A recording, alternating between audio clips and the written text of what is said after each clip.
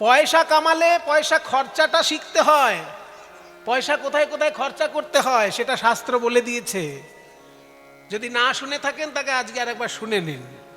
5টি জায়গায় পয়সা খরচা করতে হয়, তাহলে কোনোদিন তাকে চিন্তায় থাকতে হয় না। পয়সা শুধু কামালেই হলো না, 100 টাকা পাচ্ছেন আর 75 টাকার মদ গিলছেন, এই সব থার্ড ক্লাস পাবলিক যারা, তারা হচ্ছে দেশের আবর্জনা। দয়া করে আমাকে ক্ষমা করবেন, এরকম একটা কথা বলে ফেললাম বলে ক্ষমা করবেন আমাকে। কিন্তু আমার দেশটার জন্য বড় কষ্ট হয়। যে দেশে ক্ষুদিরাম বসুর মতন মানুষ জন্মেছেন, যে দেশে বিদ্যাসাগরের মতন মানুষ জন্মেছেন, যে দেশে রবীন্দ্রনাথ, বিবেকানন্দ, চৈতন্যদেব, আরো ঘরে ঘরে কত মহাপুরুষ, সেই দেশের মানুষ এমন হবে কেন? 100টি টাকা যদি আপনি আয় করেন, 20টি টাকা আগে ব্যাংকে জমাবেন, সবার আগে ব্যাংকে জমাবেন, হাতই দেবেন না ওই 20 টাকায়। ইনভেস্টমেন্ট করুন। 20% যদি আপনি ছোট থেকে ইনভেস্টমেন্ট করেন, কত টাকা হয়ে যাবে ভবিষ্যতে বুঝতে পারবেন না। কিন্তু ইনভেস্টমেন্ট আমরা করিই না। হাতে পয়সা পেলেই আগে খরচা করবো কি করে, তা ওই ফালতু খরচা, মদ গাঁজা, মেয়ে মানুষ, এইসবের পেছনে পয়সা নষ্ট করতে করতে জীবনটা শেষ হয়ে যায়। 20টি টাকা আগে ব্যাংকে রাখুন। আর ব্যাংকে রাখলে ব্যাংকের সেভিংসে রাখবেন না, যেখানে ইনভেস্টমেন্টটা হবে সেই রকম জায়গায় রাখবেন যেখানে আপনার অন্তত 6%-এর বেশি সুদ পাবেন। কারণ 6% হচ্ছে ভারতবর্ষের ইনফ্লেশন রেট। এসব গোপন কথা সবাই বলবে না, এগুলো বলে ফেলছি আমি আপনাদেরকে, এসব সবাই বলবে না, আমার কাছে শুনে রাখুন। 100 টাকা আজকে, 1 বছর পরে যদি আপনার ওই 100 টাকা থাকে, তাহলে 6 টাকা তার দাম কমে গেল। কারণ যে জিনিসটা আপনি 100 টাকায় কিনছেন আজকে, 1 বছর পরে সেই জিনিসটা কিনতে আপনার 106 টাকা লাগবে। একে বলে ইনফ্লেশন রেট। ইনফ্লেশন মানে মূল্য বৃদ্ধি। প্রত্যেক বছরই আমাদের দেশে 6% করে বেড়ে যাচ্ছে জিনিসপত্রের দাম। কিন্তু আমরা ভাবছি যে টাকা ব্যাংকে রেখে খুব সুখে আছে, তা নয়। যেখানেই আপনি টাকা রাখুন, 6%-এর বেশি যেন থাকে। যদি কোনোভাবে 6% কম থাকে, সেখানে টাকা রাখবেন না, তাহলে টাকার ক্ষতি হচ্ছে। এগুলো মুনি ঋষির শিক্ষা। আমি বলছি আপনাদেরকে একটু গোদা বাংলায়। আগে 20% ইনভেস্ট করুন, তারপর 20% সংসারের জন্য খরচা করুন। সংসারের জন্য খরচা আগে নয়, আগে ইনভেস্টমেন্ট, তারপর সংসারে 20% দেন। যদি 20%-এর সংসার খরচা না হয়, আরো ইনকাম করুন, কিন্তু 20%-এর বেশি করবেন না সংসার খরচা। তারপর বাকি 20% ধর্মের জন্য খরচা করুন। ধর্ম মানেই শুধুমাত্র কালী পুজোর চাঁদা, দুর্গা পুজোর চাঁদা নয়, ওটাও একটা বটে, কিন্তু ওটাই শেষ কথা নয়। মনে করুন কোনো ছাত্র পড়াশোনা করতে পারছে না পয়সার জন্য, আপনি তাকে কিছু দিন, ওটাও ধর্মই হলো। কোনো গরিব মানুষ হয়তো খেতে পাচ্ছে না, আপনি তাকে কিছু দিন, এটাও ধর্মের মধ্যেই যাচ্ছে।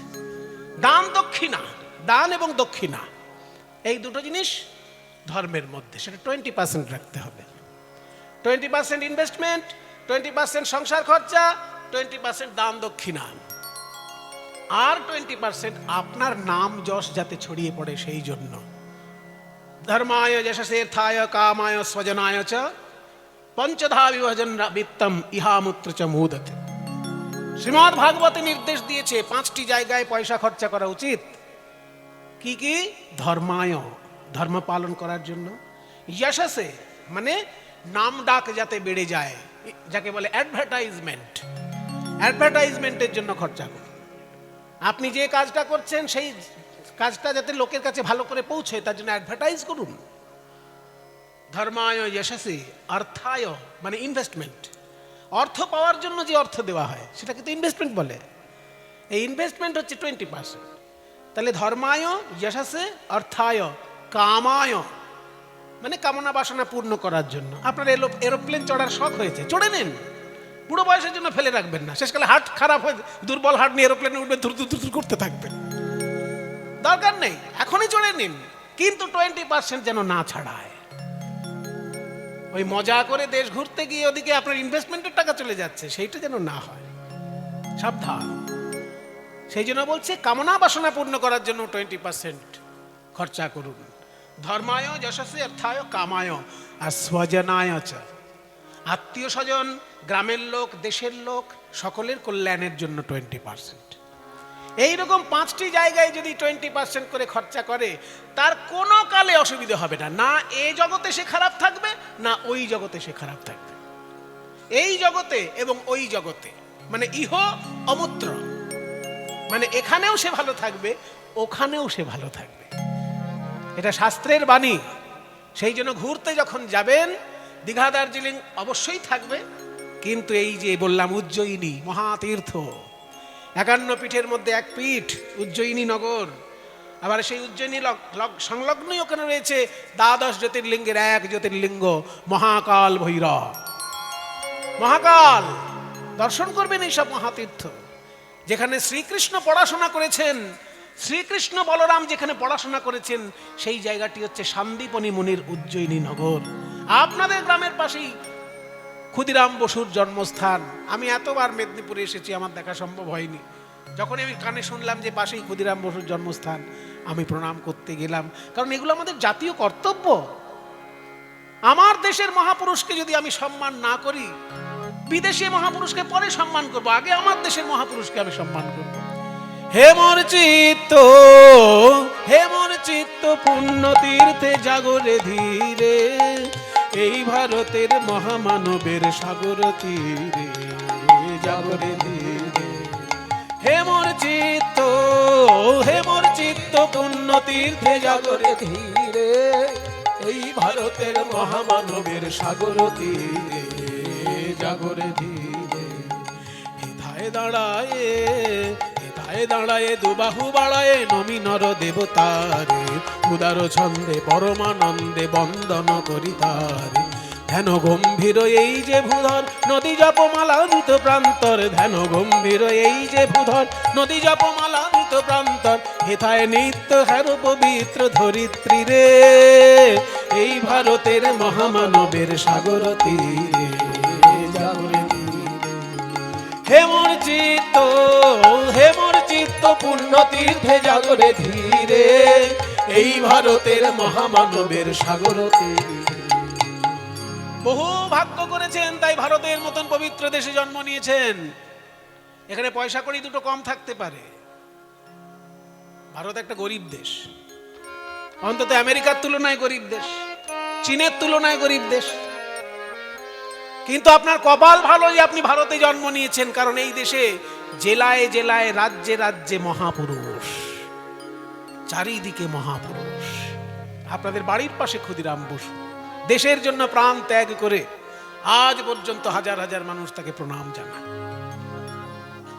এই ভারতের মহামানবের সাগর তীরে, ভারত এমন একটা দেশ, সবাই শুনে রাখুন, পৃথিবীতে যেখানে যে অত্যাচার পেয়েছে, ভারতে সে আশ্রয় পেয়েছে। পাকিস্তান থেকে যদি কোনো হিন্দুকে তাড়িয়ে দেওয়া হয়, সেটা যে খুব বেশি পাকিস্তানিদের কাছে একটা খারাপ বিষয় তা নয়। পাকিস্তানিরা নিজেদেরকে ভাবে আমরা বিরাট ধার্মিক লোক, আর হিন্দুগুলো সব কাফের। যত কাফেরদেরকে দেশ থেকে তাড়ানো যাবে, ততই আমাদের দেশের ভালো হবে। এই ভাবনা নিয়ে পাকিস্তানের লোকগুলো হিন্দুদেরকে তাড়ায়। কিন্তু আপনারা শুনলে অবাক হবেন, পাকিস্তানের মুসলমানরা মুসলমানদেরকেও তাড়ায়। ভালো করে গুগল সার্চ করুন, পাকিস্তানে এক ধরনের মুসলমান আছেন যাদেরকে বলা হয় আহমদিয়া। তারা মুসলমান বটে, কিন্তু কট্টরপন্থী মুসলমানরা তাদেরকে ঘাড় ধরে দেশ থেকে বার করে দেয়। কট্টরপন্থী যারা, তারা সরল মনের মুসলমানদেরকে দেশ থেকে তাড়িয়ে দেয়। পাকিস্তানে সরল মনের মুসলমান কিছু আছেন, তারা আহমদিয়া, তাদেরকে ঘাড় ধাক্কা দিয়ে ভারতে পাঠিয়ে দিয়েছে পাকিস্তান থেকে। কাজে মুসলমান দেশ থেকে হিন্দু তাড়া খাচ্ছে, সেটা তো খারাপ ব্যাপার বটেই, কিন্তু মুসলমান থেকে মুসলমান তাড়া খেয়ে ভারতে আসছে। পাকিস্তান থেকে মুসলমানরা তাড়া খেয়ে ভারতে এসে মহাশান্তিতে বিরাজ করছে। আপনারা শুনলে অবাক হবেন, ইরানে যে প্রাচীন ধর্ম, বৈদিক ধর্ম, জরথ্রুষ্টের ধর্ম, সেই সব লোকগুলোকে তাড়া দিয়েছে ইরানের কট্টরপন্থীরা। তারা প্রাণ নিয়ে ভারতবর্ষে এসে আশ্রয় নিয়েছে। ভারতে এসে তারা বিরাট বিরাট ব্যবসা করছে। যে টাটার লরি, Tata company, Tata Sumo, Tata lorry, Tata safety pin, Tata নুন, এই যে টাটার এত রকমের আইটেম বিজনেস হচ্ছে, এই টাটা হচ্ছে ইরানের লোক। ইরানের কট্টরপন্থী মুসলমানরা ইরানের স্থানীয় মানুষকে ঘাট ধাক্কা দিয়ে বার করে দিয়েছে। সেই ইরানের লোকগুলো ভারতবর্ষে এসে বড় বড় ব্যবসা করছে। জামশেদজি টাটা তার উদাহরণ। চীন থেকে বৌদ্ধরা বৌদ্ধদেরকে তাড়িয়ে দিয়েছে। দলাই লামা, চীনে তো বৌদ্ধ থাকে অনেক, কিন্তু দলাই লামাকে তাড়িয়ে দিয়েছে চীন থেকে। সেই দলাই লামা ভারতবর্ষে সসম্মানে বিরাজ করছে। কাজে যে যেখান থেকে তাড়া খাচ্ছে, ভারতবর্ষ এমন একটা পবিত্র দেশ, সবাই এসে এখানে শান্তিতে আশ্রয় নিয়ে বিরাজ করছে। হে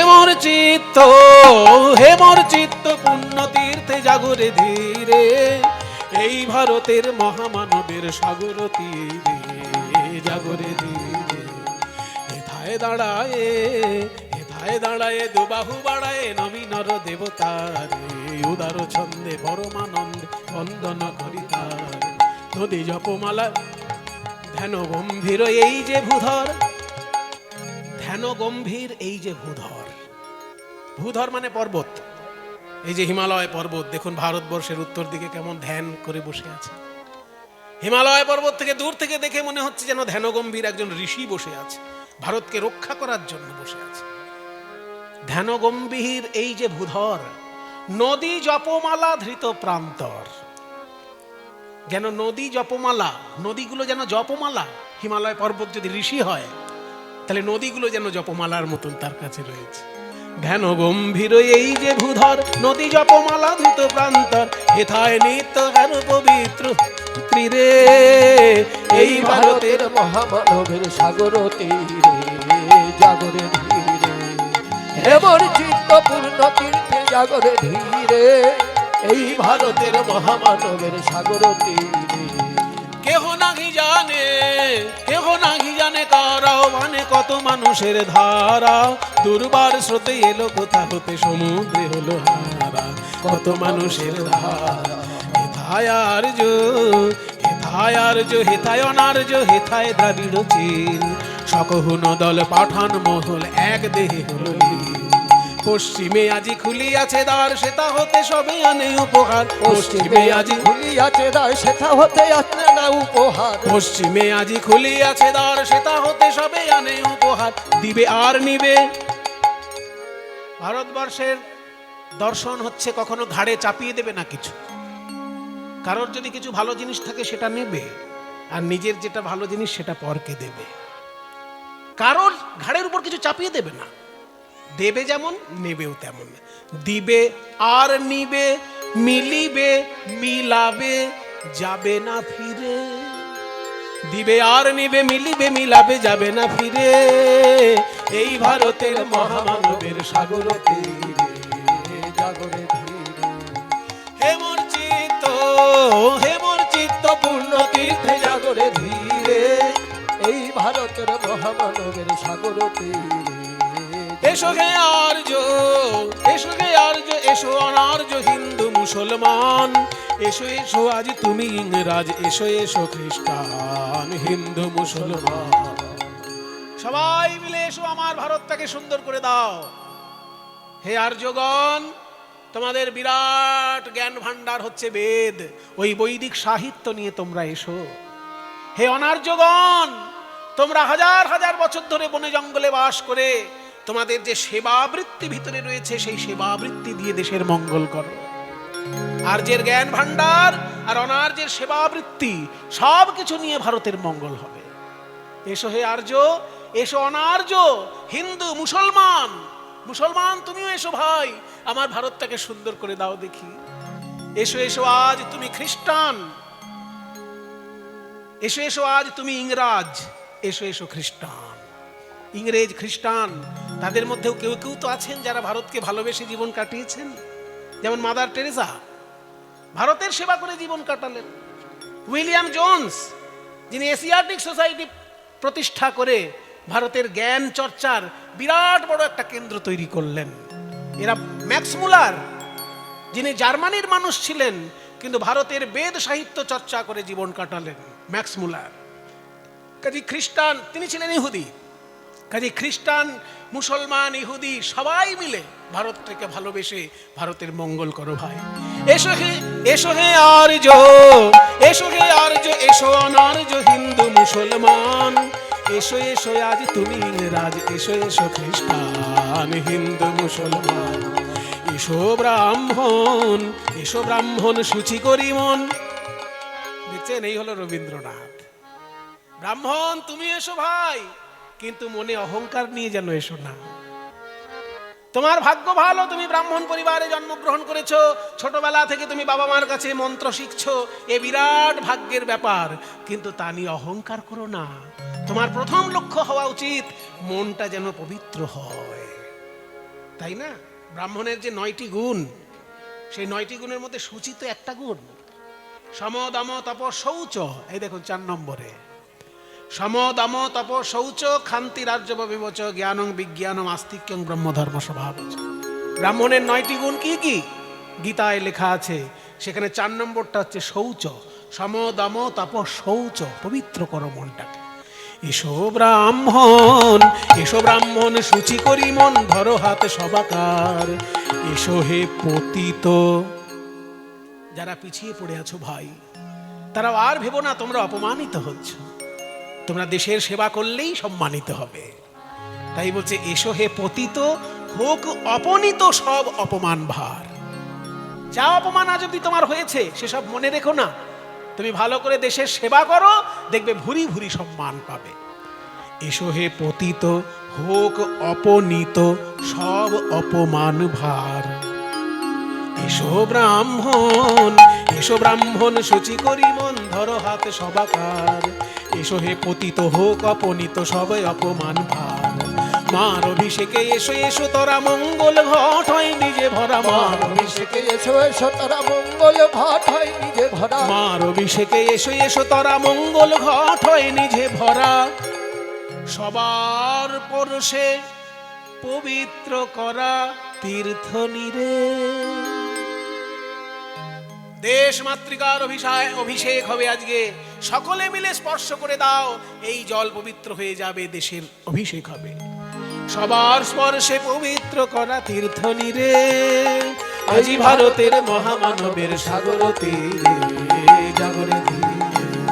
হে মোর চিত্ত, হে মোর চিত্ত পুণ্য তীর্থে জাগরে ধীরে, এই ভারতের মহামানবের সাগর তীরে, জাগরে ধীরে, জাগরে ধীরে। উজ্জয়িনী সম্পর্কে গোপন কথা একটা সবাই বলবে না, আমি বলে দিচ্ছি আপনাদেরকে, গোপন একটা কথা বলে দিচ্ছি উজ্জয়িনী সম্পর্কে। যাদের যাদের মঙ্গলের গন্ডগোল আছে, দেখবেন যারা পলা পরে, পলা, আমিও তো পরে রেখেছি একটা, আছে একটু গন্ডগোল আছে মঙ্গলে। মঙ্গলের গন্ডগোল যাদের যাদের জীবনে আছে, তারা অবশ্যই জীবনে একবার উজ্জয়িনীতে গিয়ে, ওখানে মঙ্গলের আলাদা একটা মন্দির আছে। যেমন শনি ঠাকুরের জন্য সারা ভারতে একটা শ্রেষ্ঠ জায়গা আছে। যাদের শনির গন্ডগোল, শনি দেবতা কিন্তু বিরাট ব্যাপার, উনি ধর্মাধিপতি আবার কর্মাধিপতি। ধর্ম যদি কেউ অধর্ম করে, শনি ঠাকুর একবার তার ঠ্যাং ভেঙে ছেড়ে দেবে, আর যদি কেউ ঠিক ঠিক কর্ম করে, তাকে কর্মফল না দিয়ে তিনি যাবেন না। সেই জন্য শনির গন্ডগোল যাদের জীবনে আছে, রামকৃষ্ণ দেব এত বড় ধার্মিক, কারণ শনি ওনার প্রতি প্রসন্ন, শনি প্রসন্ন রামকৃষ্ণ দেবের প্রতি। সেই জন্য ধর্ম নিয়ে তার জীবনটা কেটে গেল। হয় তার ধর্ম নিয়ে জীবন কাটবে, নয় তার কর্ম নিয়ে জীবন কাটবে। কোথাও 2 নম্বরই করলেই শনি কিন্তু তাকে ছাড়বে না, কারণ ধর্মেরও তিনি অধিপতি, কর্মেরও তিনি কর্মফল দাতা। আপনি যদি ঠিক ঠিক কাজ করে থাকেন, পড়াশোনা যদি ঠিক করে থাকেন, রেজাল্ট আপনাকে শনি দেবেই। আর পড়াশোনার সুযোগ আছে কিন্তু করছো না, ঠ্যাং ভেঙে ছেড়ে দেবে। এই জন্য শনির যদি কারোর গন্ডগোল থাকে, ওই শনি সিংহপুর বলে একটা জায়গা আছে, হ্যাঁ, সেইখানে গিয়ে শনির একটা কালো পাথরে তেল দিয়ে শনির পুজো করা হয়, ওইখানে যেতে হয়। আর মঙ্গলের যদি কারোর গন্ডগোল থাকে, মঙ্গলের জন্য একটা বিশেষ মন্দির আছে উজ্জয়িনী নগরে, যাবেন, প্রণাম করবেন, একদিকে মহাকাল দর্শন করবেন, আবার এই মঙ্গলের মন্দিরে প্রণাম করবেন। আর শ্রীকৃষ্ণের পড়াশোনার জায়গা সন্দীপনী মুনির বিশ্ববিদ্যালয়, সে বিশ্ববিদ্যালয় এখন একটা নতুন তৈরি হয়েছে সন্দীপনী মুনির নামে, কিন্তু আগে ওখানে ছিল সন্দীপনী মুনির বিশ্ববিদ্যালয়। পরে বিদেশি আক্রমণে সব ধূলিসাৎ হয়ে গেছিল, কিন্তু আবার ভারত সরকার ওখানে সন্দীপনী মুনির নামেই উজ্জয়িনীতে আবার বিশ্ববিদ্যালয় তৈরি করেছেন। এগুলো খুব ভালো লক্ষণ যে পুরনো জিনিস সব আবার ফিরে ফিরে আসছে। যেমন নালন্দা বিশ্ববিদ্যালয় একদম ধূলিসাৎ করে দিয়েছিল আলাউদ্দিন খিলজি, কিন্তু সেখানে আবার বিশ্ববিদ্যালয় প্রতিষ্ঠা করেছে ভারত সরকার। বৌদ্ধ সাহিত্য নালন্দা থেকে একদম শেষ হয়ে গেছিল, কিন্তু সেই নবনালন্দা বিশ্ববিদ্যালয় থেকে একদম পালি ভাষায় সম্পূর্ণ ত্রিপিটক প্রকাশ করেছে ভারত সরকার। এই কাজগুলো অত্যন্ত মঙ্গলময় কাজ। যে নালন্দা একদম গুড়িয়ে শেষ করে দিয়েছিল সেখানে বিশ্ববিদ্যালয় তৈরি হয়েছে। ঠিক তেমনি সন্দীপনী মুনির নামে বিশ্ববিদ্যালয় উজ্জয়িনীতে আছে।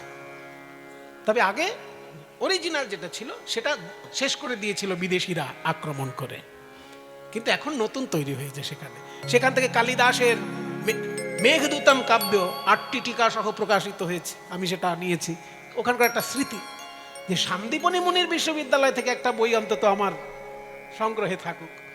সেই জন্য সন্দীপনী মুনির নামে যে উজ্জয়িনী বিশ্ববিদ্যালয়, সেখান থেকে কালিদাসের মেঘদূতম 8টি টিকা সহ তারা প্রকাশ করেছেন, সেটি আনিয়েছে।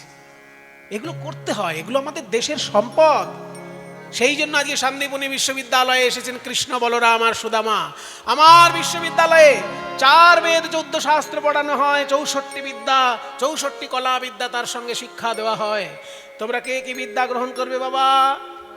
বলরাম বলুন গুরুদেব। না, এইদিকে বলরাম আজকে আছে, সিংহা আছে এইদিকে। এই তো সিংহাধারী বলরাম। বলো বলরাম, তুমি কি বিদ্যা গ্রহণ করবে? ওর হয়ে তুমি বলো। গুরুদেব, আমি ধনুর্বিদ্যা শিখতে চাই। বলরাম, তুমি ধনুর্বিদ্যা শিখতে চাও? গুরুদেব, তাহলে ধ্যান করা অভ্যাস করো। কারণ ধ্যান করে মনস্থির যদি না হয় তুমি মনঃসংযোগ করতে পারবে না, আর মনঃসংযোগ যদি ঠিক না হয় ধনুর্বিদ্যা তোমার দ্বারা হবে না। ওই জন্য আগে ধ্যান, তারপর ধনুর্বিদ্যা। আচ্ছা সুদামা, বলুন গুরুদেব। তুমি কি শিখতে চাও বাবা? আমি বেদ বিদ্যা শিখতে চাই গুরুদেব। বেদ বিদ্যা শিখতে চাও? খুব আনন্দ পেলাম তোমার কথা শুনে, কিন্তু বেদ বিদ্যা শিখতে গেলে তোমাকে আগে 9টি গুণ অর্জন করতে হবে। সম মানে অন্তরিন্দ্রিয় সংযম, দম মানে বহিরিন্দ্রিয় সংযম, তপ মানে তপস্যা, শৌচ মানে পবিত্রতা, ক্ষান্তি মানে ক্ষমা, আর্জবম মানে সরলতা, জ্ঞানম মানে পড়াশোনা, বিজ্ঞানম পড়াশোনার ঊর্ধ্বে যে গভীর জ্ঞান, এবং আস্তিক্যম বিশ্বাস।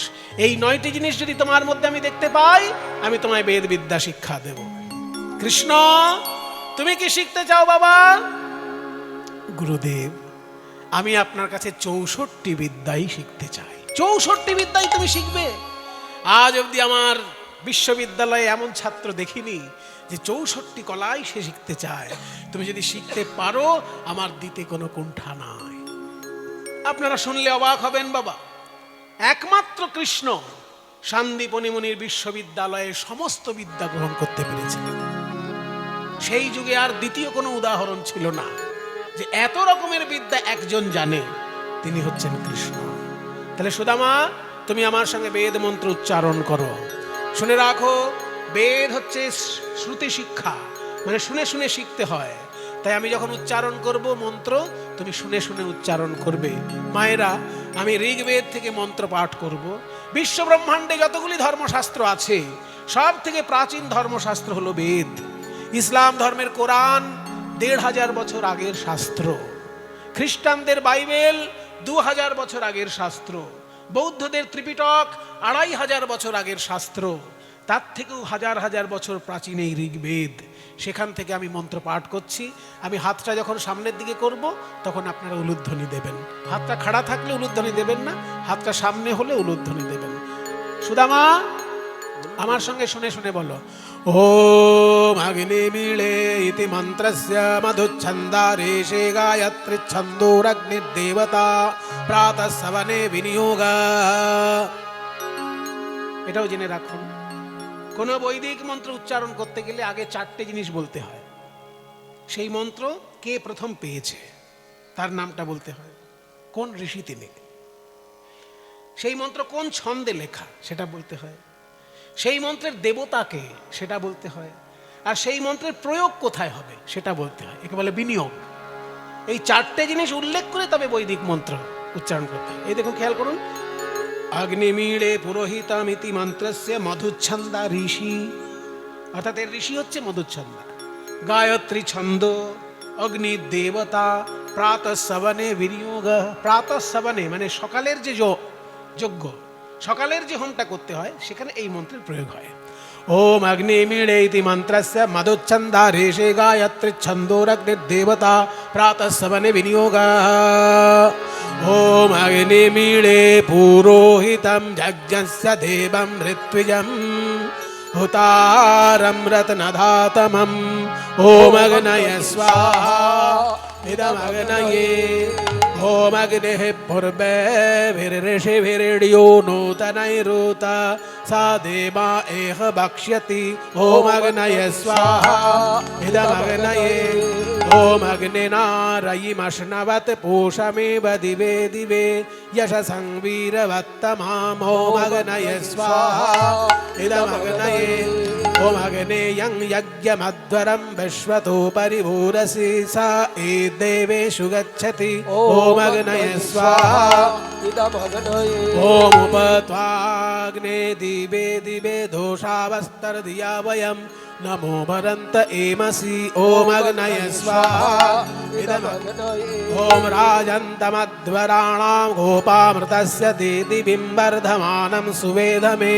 ओम अग्नये स्वाहा ओम सानाभितेव सुनवे अग्ने सुपायनो भव स च स्वानः सुवस्तये ओम अग्नये स्वाहा इदमग्नये ओम स्वस्ति नो इन्द्र वृद्धश्रवा स्वस्ति नो पूषा विश्ववेदा स्वस्ति नस्तक्षो अरिष्टनेमि स्वस्ति न बृहस्पतिर्दधातु ओम शांति शांति शांति हरि ओम। শুনলে সুদামা, এগুলো শুনে শুনে মুখস্থ করতে হয়, ওই জন্য বেদকে বলে শ্রুতি বিদ্যা। ঘরের জ্বালানি ফুরিয়ে গেছে তোমাদের গুরুমা বলছিলেন, কাজী কৃষ্ণ আর তুমি যাও গভীর জঙ্গলে গিয়ে শুকনো কাঠ কুড়িয়ে নিয়ে এসো। কৃষ্ণ আর বলরাম চলল গভীর জঙ্গলে কাঠ কুড়িয়ে আনতে। হেনকালে হইল তথায় ঝড় ভয়ঙ্কর, হেনকালে হইল তথায় ঝড় ভয়ঙ্কর, চারিদিকে ব্যাপিলে ঘোর অন্ধকার, দিকে ব্যাপিলে ঘোর অন্ধকার। সুদামা সুদামা কৃষ্ণ সুদামা সুদামা সুদামা। কৃষ্ণকে বুকে জড়িয়ে ধরে সুদামা বলে, কানাই, আমার দেহে প্রাণ থাকতে তোর কোনো ক্ষতি হতে দেব না ভাই, তুই আমার বুকের মধ্যে থাক, ওই গাছ ভেঙে পড়ে তো আমার গায়ের উপর পড়ে। গাছ ভেঙে পড়ল সুদামার গায়ে, কৃষ্ণের গায়ে আঁচড় লাগতে দিল না। যখন কাঠ নিয়ে তারা বাড়িতে এসেছে, সন্দীপনী জিজ্ঞেস করছে, কৃষ্ণ, তোমাদের যখন গভীর জঙ্গলে পাঠিয়েছি তখন তো ঝড় এসেছিল, কি করেছিলে তোমরা? কৃষ্ণ বলে, গুরুজি, এই সুদামা আমাকে এত ভালোবাসে, ও আমাকে বুকের মধ্যে আগলে রেখেছিল জানেন, আমার গায়ে আঁচড় লাগতে দেয়নি, ওর গায়ে গাছের ডাল পড়েছে। বাহ, এই তো বন্ধু। বন্ধু কাকে বলে জানো? উৎসবে ব্যসনে চৈব দুর্ভিক্ষে রাষ্ট্র বিপ্লবে রাজদ্বারে শ্মশানে চ ইয়স্তিষ্ঠতি স বান্ধব। যে উৎসব আনন্দের সঙ্গে থাকবে, আবার দুঃখের দিনেও কাছে থাকবে। রাজদ্বারে মানে সরকারি অফিসে যখন কোনো কাজে যেতে হবে তখনও বন্ধুর সঙ্গে যেতে হবে। তোর কাজ তুই বুঝে নে, এটা যদি কেউ বলে তাহলে আর বন্ধু হলো না। রাজদ্বারে শ্মশানে চ ইয়স্তিষ্ঠতি স বান্ধব। আজকে তোমাকেও রক্ষা করেছে, যেমন তুমিও তেমনি ওকে ভবিষ্যতে রক্ষা করবে কৃষ্ণ। তোমাদের পরীক্ষা সম্পূর্ণ। এইবার তোমরা যে যার উপাধি গ্রহণ করে নিজ নিজ দেশে ফিরে যাও। একটা জিনিস মনে রাখবে, যা শিক্ষা তুমি আমার এই বিদ্যালয়ে পেলে, সেই শিক্ষাকে ব্যবহার করে তুমি জগতের মঙ্গল করবে। এই হচ্ছে তোমার জীবনের সংকল্প। যাও। কৃষ্ণ প্রবেশ করলেন রাজনীতির জগতে। বলরাম ভাইকে সহযোগিতা করার জন্য তার সঙ্গে গেলেন, আর সুদামা বেদ বিদ্যা শিক্ষা করে ছাত্রদেরকে পড়াতে শুরু করলেন। কিন্তু বাবা, রাজনীতির জন্য কৃষ্ণ গভীরভাবে জড়িয়ে গিয়ে রাজ সম্মানে ভূষিত হলেন, আর এদিকে সুদামা শিক্ষা দিতে দিতে দক্ষিণা কারোর কাছে নেয়, কারোর কাছে নেয় না, কারোর কাছে হাত পেতে চাইতে জানে না। সেই জন্য আস্তে আস্তে সুদামা হতদরিদ্র হয়ে গেল। আবার কি খেলা খেলিবে শ্রী হরি, কি খেলা পড়িল মনে। আবার কি খেলা খেলিবে শ্রী হরি, কি খেলা পড়িল মনে। লীলাময় তুমি ওগো শ্রী হরি, লীলাময় তুমি ওগো শ্রী হরি, খেলা বুঝিব কেমনে কেমনে। আবার কি খেলা। খেলিবে শ্রী হরি। আর যারা ভালো ছাত্র তারা ঠিক ঠিক দক্ষিণা দেয়, কিন্তু আপনার তো একেবারে অবস্থা দিনে দিনে ক্রমশ দরিদ্র হয়ে যাচ্ছে। শুনেছি আপনার বন্ধু কৃষ্ণ নাকি রাজা হয়েছে, দ্বারকায় এখন থাকে। একবার যান না, তার কাছে ঘুরে আসুন না। সুশীলা, এসব তুমি কি বলছো? ভাগ্যচক্রে পড়ে আজকে আমি দরিদ্র হয়ে গেছি বলে আমার বন্ধুর কাছে গিয়ে হাত পাতবো? আমি কৃষ্ণকে বন্ধু বলে মনে করি, তার কাছে আমি হাত পাততে পারবো না। তুমি জানো না সুশীলা, আমি কৃষ্ণের এঠো আম খাবার জন্য আমার গয়না খুলে দিয়েছি তাকে। আমি কৃষ্ণকে দিতে শিখেছি, তার কাছ থেকে নিতে শিখিনি।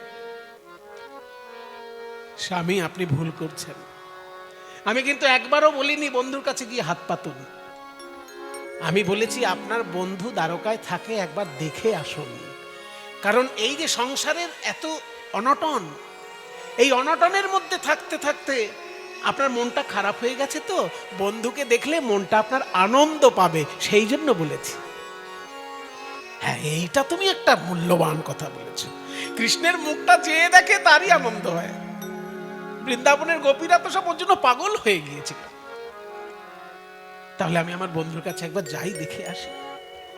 কিন্তু এতদিন পরে বন্ধুর বাড়ি যাচ্ছি, উপহার কি নিয়ে যাব? আমার ঘরে তো উপহার নেবার মতনও কিছু নেই। চিন্তা করবেন না স্বামী, আমি দাঁড়ে দাঁড়ে ভিক্ষা করে যা পাবো তাই এনে দিচ্ছি। সুশীলা চলল দাঁড়ে দাঁড়ে ভিক্ষা করতে। আমায় ভিক্ষা দাও গো নগরবাসী, ভিক্ষা দাও আমায়, আমায় ভিক্ষা দাও গো নগরবাসী, ভিক্ষা দাও আমায়, আমায় ভিক্ষা দাও গো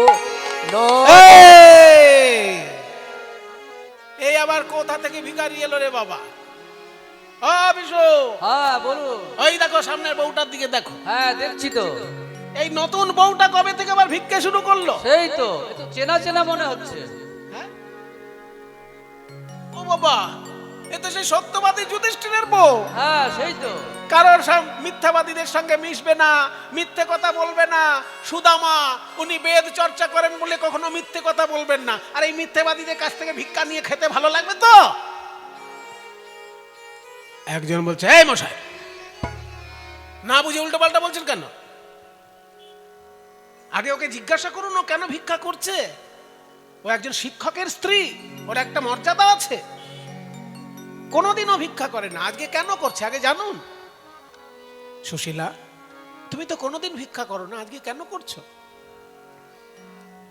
মহোদয়গণ, আপনারা যদি ভাবেন আপনাদের কাছ থেকে ভিক্ষা নিয়ে আমার সংসার চলবে, তাহলে ভুল ভাবছেন। আমার স্বামী একজন শিক্ষক, তিনি ছাত্রদেরকে শিক্ষা দিয়ে যা দক্ষিণা পান তাতেই আমার সংসার চলে যায়।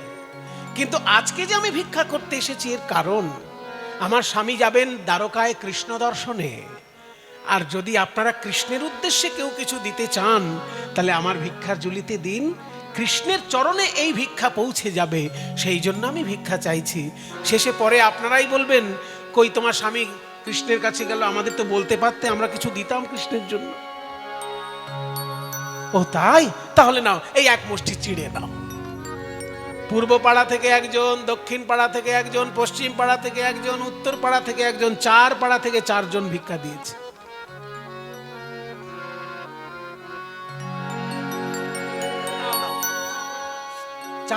চার পাড়া থেকে 4 মুঠো চিড়ে পেয়েছে সুদামার স্ত্রী। আর এই চিড়া নিয়ে সুদামা চলেছে কৃষ্ণ দর্শনে। কানাই রে प्रभु जी तुम चंदन हम पानी पानी, तुम चंदन हम पानी पानी, तुम चंदन हम पानी। प्रभु जी तुम चंदन हम पानी पानी, तुम चंदन हम पानी पानी।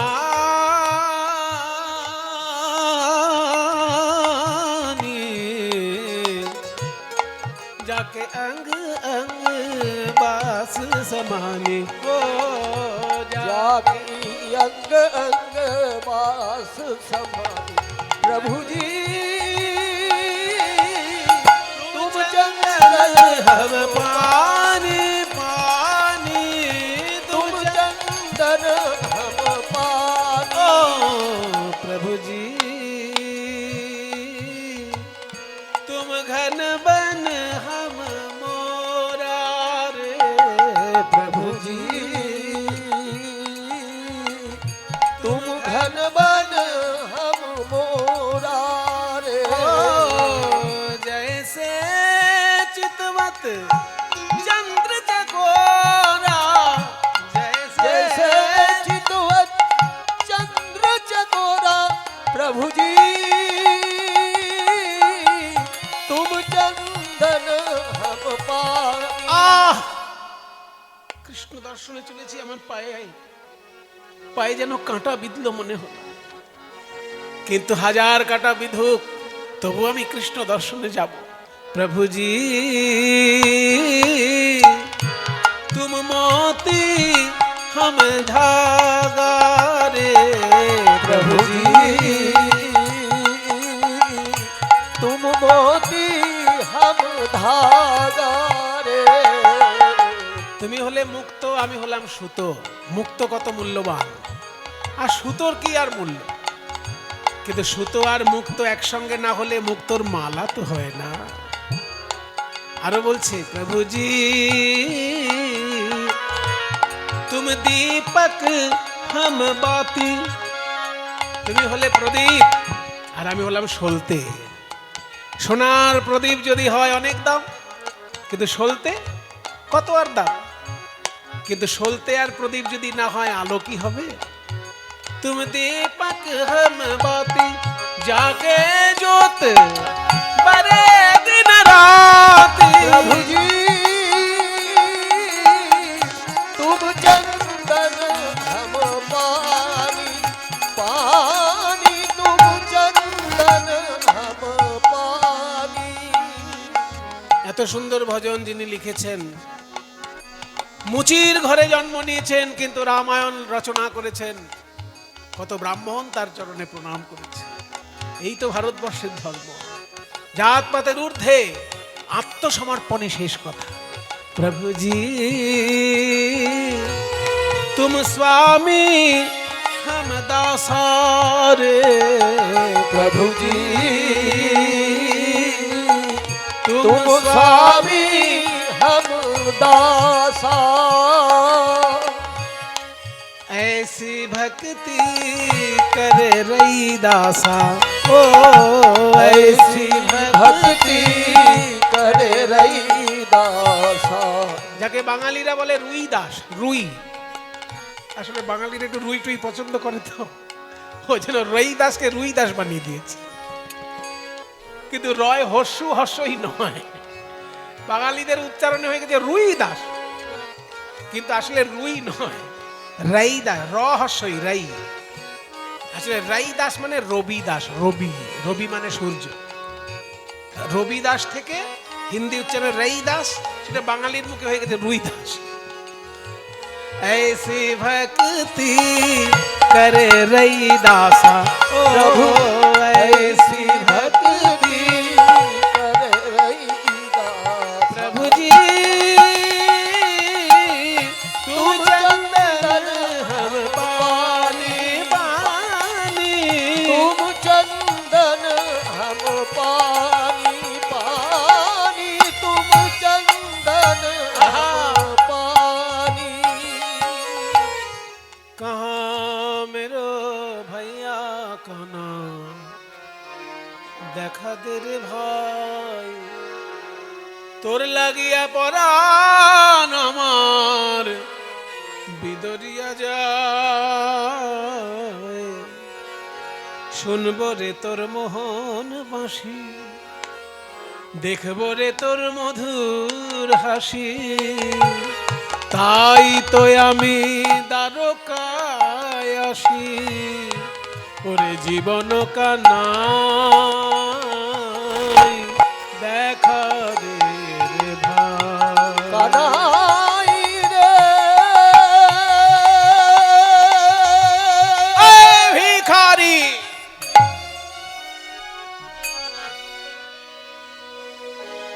ऐसे कहां जाना चाहते हो अंदर में? राजा दर्शन कर। अरे राजा के साथ भिखारी कैसे मिलेगा?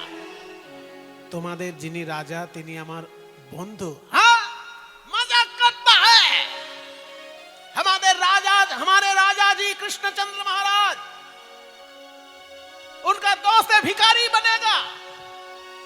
मजाक करता है, पकड़ो पकड़ो इसे। বলে দেখো, আমার নামটা শুধু বন্ধুর কাছে বলে দেখো, যদি আমায় চিনতে পারে জানবো আমার সেই ভাই কানাই আছে, আর যদি চিনতে না পারে আমার দুর্ভাগ্য। क्या नाम है तुम्हारा? আমার নাম সুদামা। বলবে বেদ পাঠী বিপ্র সুদামা। যখন সেই দারোয়ান গিয়ে বলছে মহারাজ, দ্বারকাধিপতি রাজাধিরাজ কৃষ্ণচন্দ্র মহারাজ কি, কৃষ্ণচন্দ্র মহারাজ কি, কৃষ্ণচন্দ্র মহারাজ কি।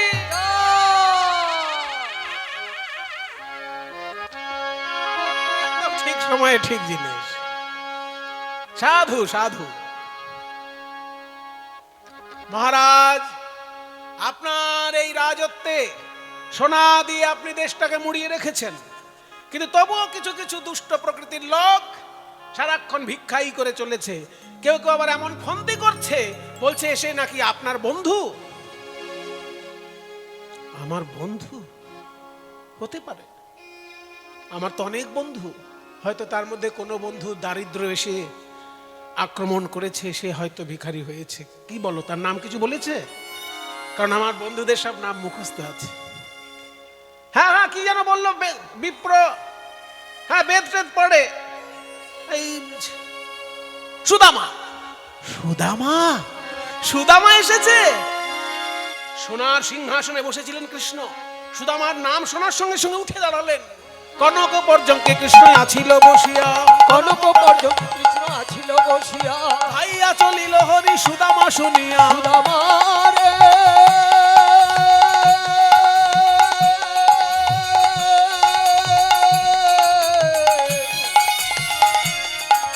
প্রাণের ভাইয়া রে,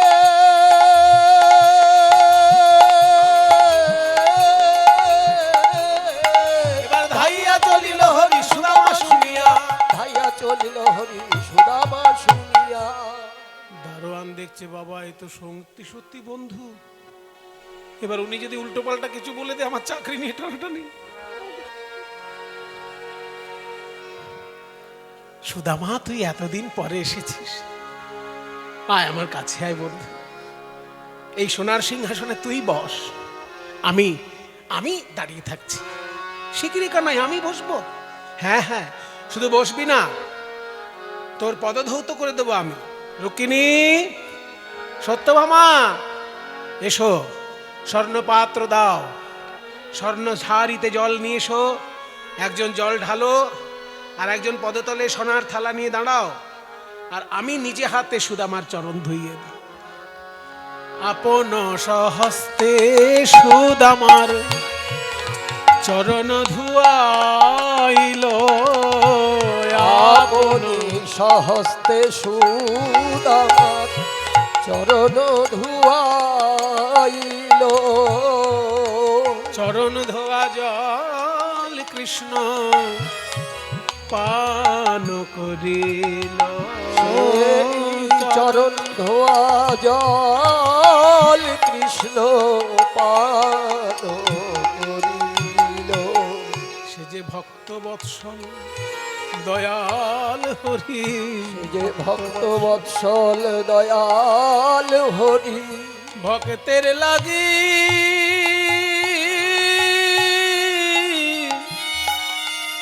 অবতীর্ণ।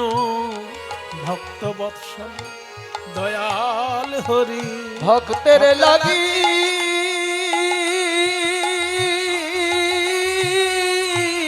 অবতীর্ণ।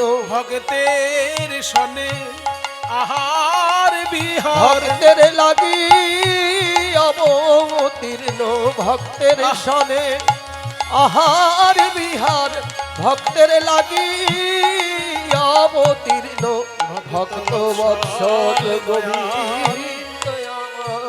এই কানাই কানাই, তুই আমার পা ধুইয়ে দিচ্ছিস আর পা ধোয়া জল খাচ্ছিস, এটা খুব বাড়াবাড়ি হচ্ছে না? আমি তো তোর বন্ধু। আরে বন্ধু আছিস বন্ধুর জায়গায়। যখন একসঙ্গে গরু চড়াতাম তখন বন্ধু ছিল, কিন্তু তারপর আমাদের দুজনের মধ্যে কাজটা কি হয়েছে? তুইও পড়াশোনা করেছিস, আমিও পড়াশোনা করেছি, কিন্তু আমি রাজনীতির চক্করে জড়িয়ে গেছি, আর তুই বেদ চর্চা নিয়ে আছিস। ভারতবর্ষের অসুস্থ রাজনীতিকে সুস্থ করার দায়িত্ব নিয়েছি আমি। পাকে পড়ে আমাকেও কতবার মিথ্যে কথা বলতে হয়েছে তার ঠিক নেই। রাজনীতি করব অথচ মিথ্যে কথা বলবো না, এ কোনোদিন সম্ভব? রাজনীতি এমন একটা জিনিস বাবা, ইচ্ছে না থাকলেও আপনাকে মিথ্যে কথা বলতেই হবে, তার নাম রাজনীতি। রাজনীতি করবো আর মিথ্যে কথা বলবো না, এটা হয় কোনোদিন? কাজে আমি রাজনীতির চক্করে জড়িয়ে পড়ে কখনো কখনো মিথ্যে কথা বলেও ফেলেছি হয়তো। কিন্তু তুই যেহেতু বেদ চর্চা করিস, তুই একবার যদি মিথ্যে কথা বলিস অমনি বেদের মন্ত্র ভুল হয়ে যাবে। সত্যর হৃদয়ে না থাকলে বেদের মন্ত্র উচ্চারণ হয় না।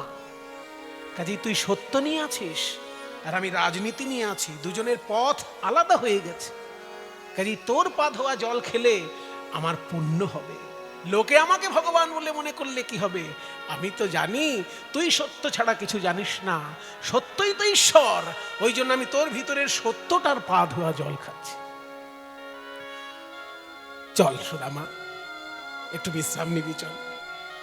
খাটে সুদামাকে শুইয়ে দিয়ে কৃষ্ণ নিজ হাতে পদসেবা করছে। এ কি কানাই, তোর পায়ের তলায় কাঁটা দেখছি কেন? রুক্মিণী সত্যমা বলছে, দেখুন আপনার বন্ধুর কাণ্ড।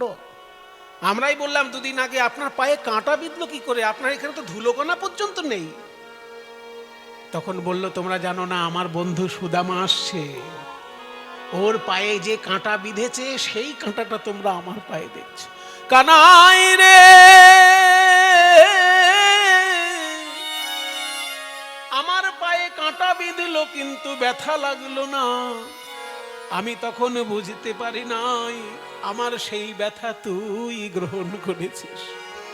সুদামা, তুই আমাকে বুকে জড়িয়ে ধরেছিলিস সেই জঙ্গলে যখন গাছ ভেঙে পড়েছিল, সেদিনকে যে আমার ব্যথা তুই সহ্য করেছিলিস, আজকে তোর একটু কাঁটার ব্যথা না হয় আমি সহ্য করলাম। সুদামা, মনে আছে আমাদের গুরুজি কত যত্ন করে আমাদের শিক্ষা দিতেন? শিক্ষা দেওয়ার সময় আমাদেরকে কি বলতেন? যে যথাযোগ্য মর্যাদা সহকারে সকলকে সম্মান করবে। শিক্ষা গ্রহণ করতে গেলে কি জিনিস ভাবতে হয় বাবা জানেন? এটা শুনে রাখুন। অর্থ, আর বিদ্যা, এই দুটি জিনিস যদি অর্জন করতে চান তাহলে আপনাকে ভাবতে হবে আপনি জীবনে মরব না আর আমার কখনো শরীর খারাপ হবে না। অর্থ এবং বিদ্যা অর্জন করতে গেলে নিজেকে অমর ভাবতে হয় এবং অজর ভাবতে হয়। অজরাম অরবৎ প্রাজ্ঞ বিদ্যাম অর্থঞ্চ চিন্তায়েত। যদি টাকা পয়সা কামাতে চাও তাহলে ভাবতে হবে যে আমার শরীর খারাপ হয় না আর আমি কোনোদিন মরবো না, তবে সে টাকা পয়সা কামাতে পারবে আর পড়াশোনা করতে পারবে। আর সবসময় যদি উরি বাবা উরি বাবা উরি বাবা এই করতে থাকে তার পড়াশোনাও হবে না, পয়সা কড়িও হবে না। পড়াশোনা এবং পয়সা কড়ি এই দুটো জিনিস যদি জীবনে চাও ভাই, তাহলে ভাবতে হবে আমি অজর এবং অমর। আর যদি ধর্ম আচরণ করতে চাও তাহলে ভাবতে হবে কালকেই যদি আমি মরে যাই, আজকে একটু ভালো করে নাম জপ করে নি। গৃহীতৈব কেশেষু মৃত্যু না ধর্মম আচরেৎ। গৃহীতৈব কেশেষু মানে আমার চুল ধরে আছে কে? মৃত্যু, যমরাজ। যমরাজ আমার চুল ধরে আছে, টানলেই যেতে হবে। এইটা যদি না ভাবো তাহলে তোমার দ্বারা ধর্মাচরণ শুদ্ধ হবে না। যে কোনো সময় আমাকে চলে যেতে হতে পারে। ওই জন্য আমি যতটা পারি ধর্ম আচরণ করে নি, একটু বেশি করে কীর্তন শুনে নি, একটু বেশি করে গীতা শুনে নি, একটু তীর্থযাত্রা করে নি, একটু নাম জপ করে নি, যা পারি ধর্ম অর্জন করে নি, কারণ যে কোনো সময় মরে যেতে হতে পারে। দুটোই সত্য। তাই ভারতবর্ষের নীতি বলছে যে অজর এবং অমর বৎ, অজরামরবৎ প্রাজ্ঞ বিদ্যাম অর্থঞ্চ চিন্তায়েত গৃহীতৈব কেশেষু মৃত্যুনা ধর্মম আচরেৎ। কত শিক্ষা দিয়েছে আমাদের গুরুদেব। ঠিক ঠিক দক্ষিণা দিয়েছিস তো? জানিস তো এই জগতে গুরুও 3 রকম, দক্ষিণাও 3 রকম। কারণ এ আবার তুই নতুন কথা কোথায় পেলি? আমরা তো জানি গুরু 2 রকমের, দীক্ষা গুরু আর শিক্ষা গুরু। তুই আবার বলছিস 3 রকমের গুরু। বলে না রে সুদামা, এই জগতে গুরুও 3 রকম, দক্ষিণাও 3 রকম। শোন, প্রথম গুরু কারা জানিস? পিতা মাতা। জনক প্রথম গুরু জন্ম যাহা হইতে। জনক প্রথম গুরু জন্ম যাহা হইতে। পিতা মাতা আদি গুরু কহি তোমার সাক্ষাতে। পিতা মাতা আদি গুরু কহি তোমার সাক্ষাতে। প্রথম গুরু হচ্ছে বাবা মা, যিনি এই জগতের আলো দেখিয়েছেন, তারা তোমার প্রথম গুরু। তাহলে বাবা মা যদি প্রথম গুরু হয় তার দক্ষিণা কি? টাকা পয়সা দিয়ে দিলেই বাবা মাকে কখনো দক্ষিণা দেওয়া হয় না। ওই যে একটা গান আছে না, মায়ের 1 ফোঁটা দুধের ঋণ শোধ হবে না কোনোদিন। জন্ম জন্মান্তরে করিলে সাধনা দয়াবতী দরদিনী মা। মায়ের 1 ফোঁটা দুধের ঋণ শোধ হবে না কোনদিন। জন্ম জন্মান্তরে করিলে সাধনা দয়াবতী দরদিনী মা। এসব পূর্ববঙ্গের গান, এর গুতো আলাদা, এগুলো বাঙালির গুতো। ঘটির গলায় এই গুতো আনা একটু মুশকিল আছে, পূর্ববঙ্গের সুরের ধাক্কা। হ্যাঁ, তাই বলতে শোনো, জন্ম জন্মান্তরে করিলে সাধনা শোধ হবে না কোনদিন মায়ের 1 ফোঁটা দুধের ঋণ। কাজেই মা বাবাকে কখনো টাকা পয়সা দিয়ে দক্ষিণা দেওয়া যায় না। মা বাবার সদ উপদেশ মেনে চলাই দক্ষিণা। বাবা বললেন একটু কীর্তন গান ব্যবস্থা করতো বাবা, ব্যাস। আপনি কিভাবে করবেন সেটা আপনার ব্যাপার। ওই যে বাবা বলে দিয়েছেন ওইটা পালন করাই আপনার ধর্ম, সদ উপদেশ মেনে চলা। তাহলে দ্বিতীয় গুরুকে, এই যে তুই বললি দীক্ষা গুরু আর শিক্ষা গুরু, এটা হচ্ছে দ্বিতীয় গুরু। দীক্ষা গুরু কাকে বলে? শিক্ষা গুরু কাকে বলে? যিনি আমাদের জীবনে এগিয়ে চলার পথে শিক্ষা দেন তিনি আমার শিক্ষা গুরু। বিদ্যালয়ের শিক্ষক হতে পারেন, যিনি আমাকে সাইকেল চালানো শিখিয়েছেন তিনিও গুরু। যিনি সাঁতার শিখিয়েছেন তিনিও গুরু। যা শিখেছেন জীবনে সবাই শিক্ষা গুরু। আর দীক্ষা গুরুকে, যিনি মন্ত্রময় ঈশ্বরকে আপনার হৃদয় মন্দিরে প্রতিষ্ঠা করে দিয়েছেন তিনি হচ্ছেন দীক্ষা গুরু। ভগবানের মূর্তি তো নানা রকম হয়, যেমন পাথরের মূর্তি হয়, মাটির মূর্তি হয়, কাঠের মূর্তি হয়, তেমনি মন্ত্র দিয়ে ভগবানের মূর্তি হয়। ওই মন্ত্রময় ভগবানের মূর্তি যিনি হৃদয় মন্দিরে প্রতিষ্ঠা করেন তিনি হচ্ছেন দীক্ষাগুরু। কাজে এই দীক্ষাগুরু আর শিক্ষাগুরু হচ্ছে দ্বিতীয় প্রকার গুরু। এনাদের দক্ষিণা কি? এনাদের দক্ষিণা হচ্ছে সেবা করা। সেবা করতে পারলেই গুরু দক্ষিণা দেওয়া হয়, সেবা করতে না পারলে তবে পকেট থেকে কিছু পয়সা দিতে হয়। জেনে রাখুন, গুরুকে পয়সা দিলেই দক্ষিণা শেষ, কিন্তু নয়, সেবা করাটাই দক্ষিণা। সেবা না পারলে তবে পয়সা। বলে তাহলে তো সব বলাই হয়ে গেল, আর বললি তৃতীয় গুরু। তৃতীয় এক রকমের গুরু আছে। মায়েরা দেখবেন জীবনে এমন কিছু কিছু লোক দেখতে পাবেন যারা কোথাও দীক্ষা নেয়নি, ভালো করে পড়াশোনাও করেনি, কিন্তু জীবনে কোনো ভুল কাজও করেনি। এমন লোক পাবেন, পড়াশোনা ভালো নেই, দীক্ষাও নেয়নি, কিন্তু ভুলও করেনি। যখনই কোনো ভুল করতে গেছে অমনি ভিতর থেকে কে যেন একজন বলে দিয়েছে, এই তুই এদিকটা যাস না, এদিকটা যা, এটা কিন্তু ভুল করছিস তুই। দেখবেন অন্যায় করতে গেলে ভিতর থেকে কে যেন একজন বলে যে এটা তুই অন্যায় করছিস। ওই ভিতর থেকে যিনি বলে দেন তখন স্বয়ং ভগবান অন্তর্যামী রূপে গুরুর কাজটা করে দেন। তৃতীয়তে অন্তর্যামী রূপে আমি ভগবান, তৃতীয়তে অন্তর্যামী রূপে আমি ভগবান, আপদে বিপদে ভক্তের করি পরিত্রাণ। আপদে বিপদে ভক্তের করি পরিত্রাণ। বাহ, তোর কাছে আসলে অনেক কিছু জানা যায় কানাই। আচ্ছা, তৃতীয় গুরুর দক্ষিণাটা কি? বলে তৃতীয় গুরুর দক্ষিণা এই যে ঠান্ডার মধ্যে বসে কীর্তন শুনছে। সবারই তো বাড়িতে লেপ আছে, সবার বাড়িতে কাঁথা আছে, বিছানা আছে, হাতে মোবাইল আছে, কিন্তু এখন কারোর হাতে আপনাদের মোবাইল নেই, কারোর কাছে এখন কাঁথা নেই, লেপ নেই। এই যে ঠান্ডার মধ্যে বসে ভগবানের কীর্তন শুনছেন, এটাই তার চরণে দক্ষিণা হয়ে যাচ্ছে। আচ্ছা সুদামা, তুই আমার জন্য উপহার কি এনেছিস? হ্যাঁ, এই যে উপহার, ও উপহারের কথাটা বাদ দে না কানে, ভগল দাবাই লুকিয়ে রেখেছে। আরে বাদ দেবো কেন, তুই পণ্ডিত লোক, তোর কি এসব ভুল হয় না কেন? ও কথা বাদ দে। আচ্ছা ঠিক আছে, বাদ দিচ্ছি, আয় একটু তোকে ভালো করে আলিঙ্গন করি। সুদামা তো সরল, অত বুঝতে পারেনি, আলিঙ্গন যেই শুনেছে উনি হাত খুলে দিয়েছে, আর ওদিকে চিড়ের পুটলি বেরিয়ে গেছে। কৃষ্ণ নিয়ে বলে, কানা সুদামা, এই তো তোর পুটলিতে কি যেন একটা আছে মনে হচ্ছে, তাই বলি তোর মতন পণ্ডিতের কি আর এই ভুল হয়? নিশ্চয়ই আমার জন্য কিছু এনেছিস। দেখি দেখি দেখি দেখি কি এনেছিস। কিছু তো আছেই মনে হচ্ছে, দেখি দেখি কি এনেছিস তুই। মা, তুই আমার জন্য চিড়ে এনেছিস? বাবা বাবা, তুই কত ভাবিস আমার জন্য। যেদিন থেকে আমি রাজা হয়েছি, বড় বড় লোক আমাকে শুধু নেমন্তন্ন করে আর বড় বড় থালায় বড় বড় মিষ্টি দেয়। এখন মিষ্টি দেখলেই আমার গা গুলিয়ে যায়। সেই জন্য তুই আমার জন্য চিড়ে এনেছিস। ও মা, চিড়েগুলো আবার একটু ভিজে ভিজে লাগছে, তার মানে আমার গালে যাতে না ফোটে ওই জন্য তুই ভিজিয়ে এনেছিস। সুদামা বলে, কানাই রে, কানাই রে, আমি অত ভেবে চিন্তে তোর জন্য চিড়ে আনি নাই। আমি তো সত্য কথা ছাড়া বলতে পারি না। আমার ঘরে উপহার দেবার মতো কিছু ছিল না, তাই আমার গিন্নি চার দ্বারে ভিক্ষা করে 4 মুঠো চিড়ে পেয়েছে। ধর্ম অর্থ কাম মোক্ষ যার যা বাসনা নিয়ে তোকে ভিক্ষা দিয়েছে, সেই ভিক্ষা করা চিড়ে আমি এনেছি রে কানাই।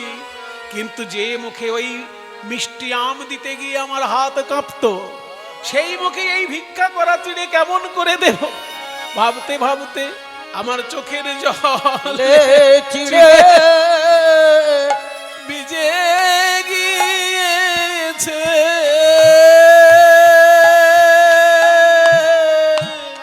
আমার চোখের জলে চিড়ে ভিজে গিয়েছে। আমি কেমন করে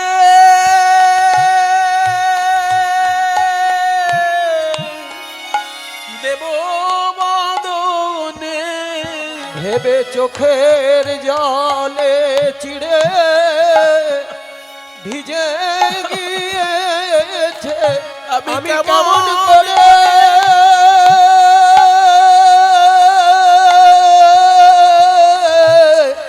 দেব বদনে ভেবে চোখের জলে চিড়ে ভিজে গিয়েছে। কৃষ্ণ বলে সুদামার কাঁদিস না, আমায় কে কত মূল্যবান উপহার দিল আমি তো তা দেখি না। আমি শুধু দেখি আমায় দেবার কালে তার নয়নে জল আছে কিনা, আর তার হৃদয়ে ভরা প্রেম ভক্তি আছে কিনা। পত্রাং পুষ্পাং ফলং তোয়ম यो मे भक्त्या प्रगच्छति तदहं भक्ति उपहृतम अश्नामि प्रयतात्मनः। কে আমায় কি দিল তা দেখি না, আমাকে অনেকে মূল্যবান প্রসাদ দেয় বটে, কিন্তু সুদামা তোর মতো এইরকম চোখের জলে ভিজা চিড়ে কেউ তো দেয় না। চোখের জলে ভিজা চিড়ে কেউ তো দেয় না। হে গোবিন্দ সেবা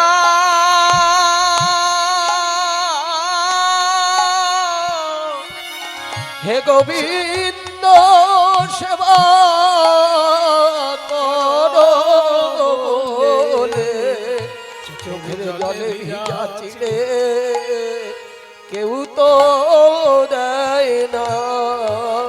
দেখ রে সুদামা, তোর ভিক্ষা করা চিড়ে আমি বদনে দিলাম, আরো প্রতিজ্ঞা করলাম আগামী কলি যুগে কোনো কাঙাল ভক্ত যদি কিছুই জোগাড় করতে না পেরে ভিক্ষা করা চিড়ে দিয়ে মাটির মালসায় আমার প্রসাদ সাজিয়ে দেয়, আমি গৌরাঙ্গ মহাপ্রভু রূপে গিয়ে সেই ভিক্ষা করা চিড়ের প্রসাদ গ্রহণ করব। ভজপতি তোদ্ধারণ শ্রী গৌর হরি ভজপতি তোদ্ধারণ শ্রী গৌর শ্রী গৌর হরি নবদ্বীপ বিহারী। আহারে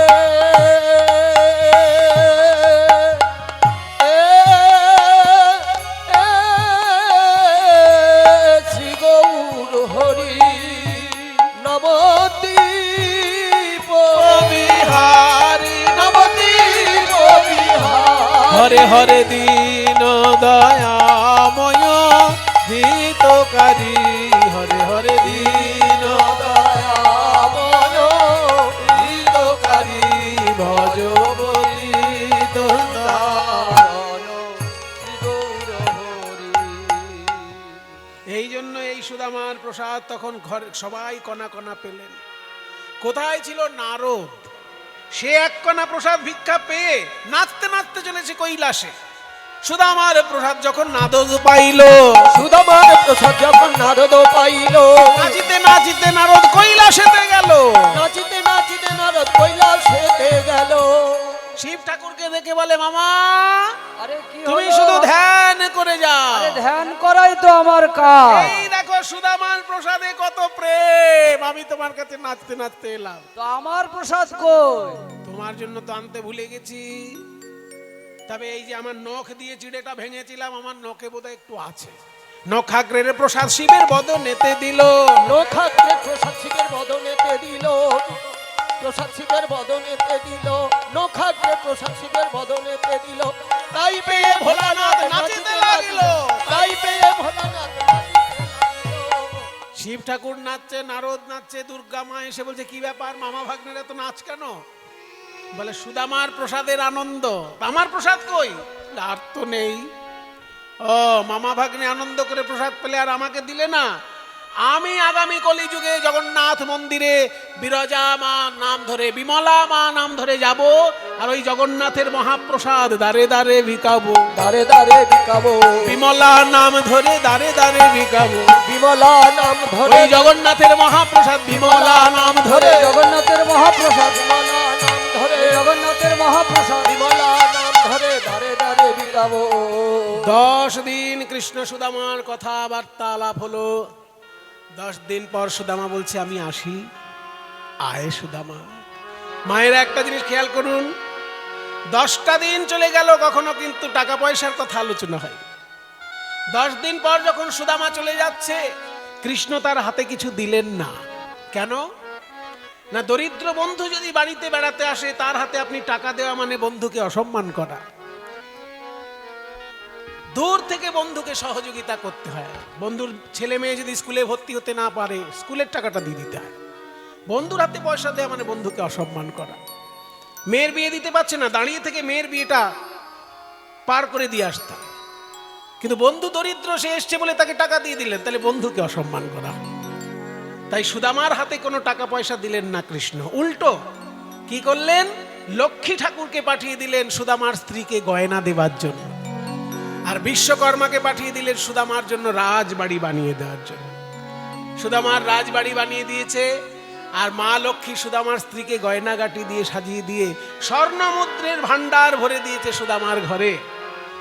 আর সুদামা বলছে আমি আর তো কিছু চাই না কানাই, আমি তো তোর কাছে কিছু চাইবো বলে আসিনি, শুধু তোর মুখটা দেখবো। কোয়াহং দরিদ্র পাপিয়ান কৃষ্ণ শ্রীনিকেতন ব্রহ্মবন্ধুরিতি স্মাহং বাহুভ্যাং পরিরম্ভিত। অহং দরিদ্র পাপিয়া কৃষ্ণ শ্রীনিকেতন ব্রহ্মবন্ধুরিতি স্মহং বাহুভ্যাম পরিরম। প্রেম মৈত্রী বন্ধু তোমার হোক তারি সনে গো। প্রেম মৈত্রী বন্ধুত্ব মন আর কিছু চাই না গো। প্রেম মৈত্রী বন্ধুত্ব মন হোক তারি সনে গো। এই শুধু চাই আমি জনমে জনমে গো। এ কি আমার ভাঙা ঘরের জায়গায় রাজবাড়ি এলো কোত্থেকে? এ কি রাজবাড়ির ভেতর থেকে এক রমণী বেরিয়ে আসছে? কে আপনি? আমি তো আপনার স্ত্রী সুশীলা। হ্যাঁ, সারা গায়ে গয়না। ওই যে আপনি আপনার বন্ধুর কাছে কথা বলতে গেছেন, আর তখন স্বয়ং মা লক্ষ্মী এসে বলল কৃষ্ণের আদেশে আমরা এসেছি তোমাকে সারা গায়ে সোনা দিয়ে গয়না দিয়ে সাজিয়ে দেব বলে, আর ঘরেও কত স্বর্ণ মুদ্রা দিয়ে গেছে। আপনি মন দিয়ে বেদ চর্চা করুন, সংসারের দায়িত্ব মা লক্ষ্মীর। আর বিশ্বকর্মা এসে এই রাজবাড়ি বানিয়ে দিয়ে গেছেন, এখানকার রাজা আপনি, আর আমাকে রানী বানিয়ে দিয়ে গেছেন। আহ কানাই, আমি তোর কাছে কিছু চাইনি, তবু তুই আমায় সব দিয়েছিস। তবে দেখিস আমায় কিন্তু এই বিষয় বৈভব দিয়ে যেন ভুলিয়ে রাখিস না, আমি যেন জন্মে জন্মে তোর বন্ধু থাকি। পরবর্তী জন্মে সেই গৌরাঙ্গ শ্রীকৃষ্ণ হলেন গৌরাঙ্গ মহাপ্রভু, আর তারই বন্ধু স্বরূপ সুন্দরানন্দ পণ্ডিত হলেন সেই সুদামা। তিনি জামির গাছে কদম ফুল ফুটিয়ে দেখিয়ে দিয়েছিলেন আমি সেই কৃষ্ণের বন্ধু সুদামা। সুন্দরানন্দ পণ্ডিত, সুন্দরানন্দ পণ্ডিত বন্দি বড় আছে গো, ফুটালো কদম্ব ফুল জাম্বিরের গাছে গো। সুন্দরানন্দ পণ্ডিত বন্দি বড় আসে গো, ফুটালো কদম্ব পুষ্প জাম্বিরের গাছে। বলো